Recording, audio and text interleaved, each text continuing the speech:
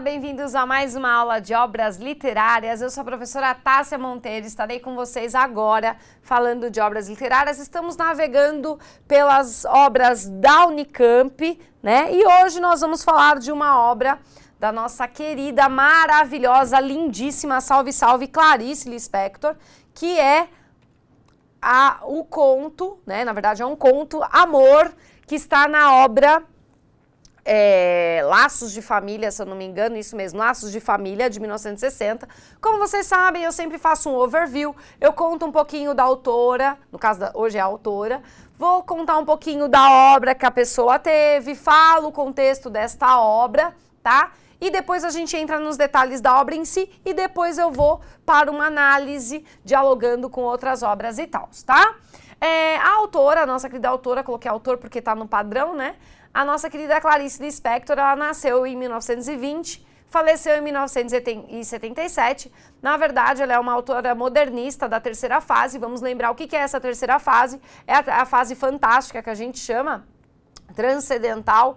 Quem são os responsáveis por esta fase? É ela, junto com Guimarães Rosa, justamente porque não fala só da questão do cotidiano, do dia a dia em si, mas sempre aborda o transcendente da realidade das pessoas, né? Sempre aborda questões que vão além da realidade mundana. Ela é ucraniana, ela nasceu na Ucrânia, ela vem para o Brasil, ela é naturalizada brasileira. A obra dela é gigante, tá? Tem romance, tem obra infantil, tem umas coisas bem legais. Vou ler aqui para a gente já facilitar, né? Então tem o romance Perto do Coração Selvagem, de 43, tem O Lustre, de 46, A Cidade Sitiada, de 1949, A Maçã no Escuro, de 1961, A Paixão Segundo GH, obra importante, muitos comentam, 1964, Uma Aprendizagem ou O Livro dos Prazeres, 1969, Água Viva, 1973, Um Sopro de Vida, 1978, novela A Hora da Estrela, tá? De 1977. A Hora da Estrela caiu muitos anos na FUVEST. Se vocês procurarem em canal de vídeo na internet, é só procurar A Hora da Estrela, você vê o filme, lá tem. É um curta-metragem, ele foi gravado num curta-metragem, acho que tem 30 e poucos minutos. Na escrita, ele é considerado uma novela, não um romance, porque ele é bem curtinho, bem fininho. A história em si é intrigante, é interessante e também caiu durante muitos anos na FUVEST. Contos, Laços de Família, que é a obra que a gente vai comentar, que é de 1960. A Legião Estrangeira, 1964. Felicidade Clandestina, de 1971. Onde Estivestes de Noite, 1974. A Via Crucis do Corpo, 1974. E O Ovo e a Galinha, de 1977. Obra póstuma, A Bela e a Fera, 1979, que e tem outra, ele escreveu também obras infantis, crônicas, cartas e outros gêneros, tá? O contexto da obra tem uma discrepância. Uma fonte minha diz que a obra é de 60, outros dizem que ela foi publicada em 74, mas ela foi escrita em 60.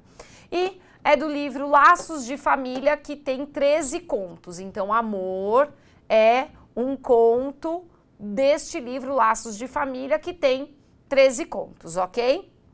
Então vamos agora falar da obra em si.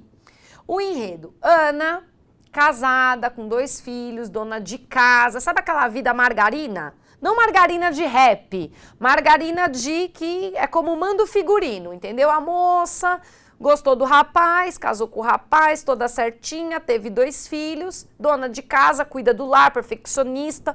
E como dona de casa, ela fica muito aonde? Na rua? Não, em casa, né? Então, ela fica em casa, geralmente, quando sai acompanhada. Mas aí ela sai para comprar alguma coisa, não sei se ela foi pro mercado, feira, sei lá onde ela foi. Ela vê um cego do bonde em que ela estava, né? Ela estava num bonde, o bonde freia. Ela vê esse cego e aí ela tem um monte... Aí ela fica chocada porque vê um cego. Isso é muito engraçado, né? Porque alguns críticos falam que, tipo, é como se fosse um choque de realidade, porque ela vive lá naquele mundinho de Alice, né? Aquele mundo cor-de-rosa dela, e aí ela vê esse cego, enfim, ela fica desorientada, né? E aí ela tá segurando as compras, os ovos caem lá na hora, né? Aí ela vai pegar as coisas, ela vê, transtornada, ela desce ali mesmo.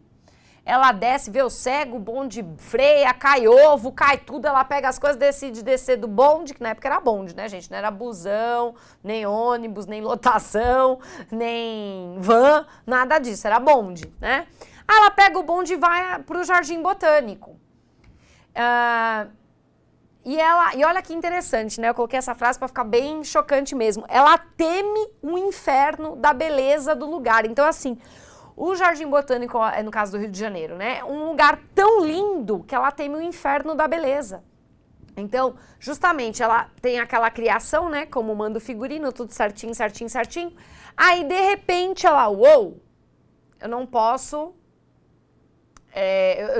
eu posso cair nessa tentação que é a beleza. Então, na verdade, o lugar belo é um inferno para ela, né?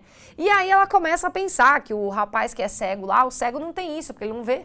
Então, ele não pode estar no inferno. Mas aí depois ela pega e pensa que o inferno é estar cego, porque não consegue ver nem o que é belo, nem o que é feio, nem o que é nada. E aí, depois desse dia esbaforido na rua, ela chega em casa, abraça fortemente esse filho, né? E ajuda o esposo lá que estava resolvendo alguma coisa, ela ajuda ele em casa e depois ela fica meio fora de, sabe, fora de órbita, assim, ela fica meio fora da casinha, até o esposo leva ela para dormir, não lembro se ele dá um remedinho para ela, mas ele vai lá e leva ela para dormir e ela dorme como se tivesse tido assim, como se tivesse, não, realmente, ela teve um dos dias mais cansativos da vida dela, mas ela deita assim e dorme, né, então é muito, muito interessante mesmo essa obra, porque... tem esse choque, assim, essa epifania, né? E aí a gente vai falar agora, esse é o enredo, gente, é conto, como vocês sabem, conto, assim como a gente teve outros contos, né? Na Unicamp tem contos, né? Tem o do Guimarães Rosa, de Sagarana, então assim, como tem contos, contos são mais curtos, os enredos são mais simples, né? Nem dá tempo de ter tanta personagem, tanta coisa, mas é uma obra intrigante, vamos entrar aos detalhes da obra agora e fazer uma análise. O narrador é em terceira pessoa. O tempo, ele é cronológico, tá? Cronológico e contemporâneo, então se ele foi escrito ali na década de 60, 70, é daquela época, é contemporâneo e aí segue a sequenciazinha, que aliás é um dia só, né? O conto acontece num dia. O espaço é a cidade do Rio de Janeiro, né? E aí fazendo análise da temática dessa obra, né? O que eles falam ali da epifania, né? O que é epifania? É o acordar, é o despertar. E isso a gente vê em obras, como, por exemplo, pode dialogar com a obra Tio, né? Do Alencar, que tem um momento de epifania, quando o João Fera vai lá e ele muda, né? Muda a personalidade dele, ele resolve fazer tudo que é certo, aquela coisa toda. Então, enfim, tem a questão da epifania, tem a questão da cegueira, né, que é o não enxergar. E aí, se você pega, por exemplo, a obra Negrinha do Monteiro Lobato, que também é dessa lista da Unicamp, você consegue ver a questão da cegueira, porque, por exemplo, a Dona Inácia, que é aquela megera, ela olha a Negrinha, ela não vê o mal que está fazendo. E aí tem a questão da sociedade mais uma vez, né? Então essa questão da cegueira, do não enxergar. Tem a questão do isolamento, né? No caso do isolamento do cego em si e dela, porque, querendo ou não, ela para pensar, justamente, né? A personagem para pensar que a vida dela é de margarina, tudo bem, mas ela tá sozinha. Né? Então, é uma vida, na verdade, qualquer vida, gente, desculpa o momento não depressivo, mas já sendo um pouquinho, né? A vida do ser humano, ela é uma vida solitária, diz aquele ditado, a gente nasce sozinho, pelado, vai morrer sozinho, pelado, né? Então, é mais ou menos isso, a gente tem essa questão de isolamento, no caso, o cego ele tá isolado do mundo porque ele não vê. Ela, querendo ou não, ela também tem esse isolamento, né, gente? A cegueira dela tá onde? Tá, vamos fazer uma metáfora, né? Na casa. Ela tá ali protegida, na casa dela, ela não tem a menor noção do que acontece no mundo. Então, se for para pensar na Clarice, que é uma mulher para frentex, feminista, querendo ou não, tem uma crítica aí sim, porque a mulher não sabe um palmo do que acontece na frente da realidade dela, então a cega é ela, talvez nem o cego seja tão cego quanto ela, porque o cego tá na rua, ele ouve pelo menos o que tá acontecendo, agora aquele dona de casa, tá lá em casa, tá lá, não sabe do que tá pegando, na vida, não sabe nada. Ela não sabe o que acontece na cidade dela. Ela pegou o bonde lá e derruba o ovo porque o bonde freou, ela vê o cego e fica, oh meu Deus, existe, sabe, tipo, existe desgraça no mundo. Aí ela vê a beleza do Jardim Botânico e fala, ai meu Deus, o inferno tá na beleza da coisa. Enfim, é o medo de quem tá alienado. Então, se fosse para colocar uma outra abordagem, também seria a abordagem da alienação, né, gente? Então, querendo ou não, tem o fato dela estar ali alienada e não ter a noção do que está acontecendo.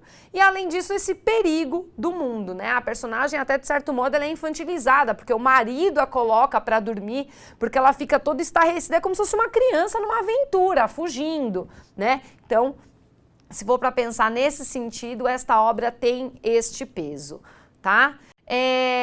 Bem, basicamente o conto fala dessas temáticas, a gente fez uma análise aqui sucinta, mas garanto que já dá para fazer muitas coisas, já dá para ler com outra visão, espero que vocês gostem. Muito obrigada pela companhia, um beijo grande para vocês, até a próxima obra, tchau, tchau!